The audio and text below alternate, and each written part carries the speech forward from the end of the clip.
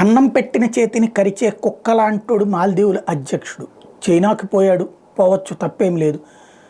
తను బెదిరించాడు భారత సైన్యాన్ని దేశం విడిచిపోమనమని.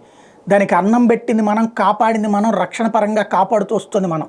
చైనాకి తీసుకెళ్లి ఆ దేశాన్ని తాకట్టు పెడుతున్నటువంటి మాల్దీవుల అధ్యక్షుడు ఇప్పుడు భారత్కి పరోక్ష హెచ్చరికలు జారీ చేస్తున్నాడు. భౌగోళికంగా మాది చిన్న దేశమే కావచ్చు, అంత మాత్రం మమ్మల్ని బెదిరించడం మాత్రం తగదు, దానికి ఎవరికి లైసెన్స్ ఇవ్వలేదు అని మాల్దీవుల అధ్యక్షుడు మహమ్మద్ మొయిజ్జు పేర్కొన్నారు. చైనాలో 5 రోజుల పర్యటన ముగించుకుని శనివారం ఆయన స్వదేశాన్ని చేరుకున్నారు.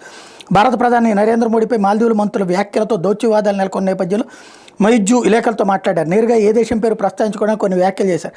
ఈ మహాసముద్రంలో మావి చిన్న ద్వీపాలే కానీ మాకు సముద్రంలో 9 లక్షల చదరపు కిలోమీటర్ల ప్రత్యేక ఆర్థిక మండలి ఈజెడ్ ఉంది. ఇంత పెద్ద వాటా ఉన్న దేశాలు మాదొకటి. ఈ మహాసముద్రం ఏ ఒక్క దేశానికో చెందదు. ఇది దివి చుట్టూ ఉన్న దేశాలన్నింటిది. మేము ఎవరి పేర్లోనూ లేము. ఓ స్వతంత్ర సార్వభౌమ దేశం మాదని చెప్పారు. మరోవైపు మాల్దీవుల అంతర్గత వ్యవహారంలో ఏ దేశం జోక్యం చేసుకున్న గట్టిగా వ్యతిరేకిస్తామని చైనా ప్రకటించింది. చైనాకి బానిస అయినటువంటి మాల్దీవులు చెప్పేటటువంటి స్టేట్మెంట్ ఇక్కడ వింత.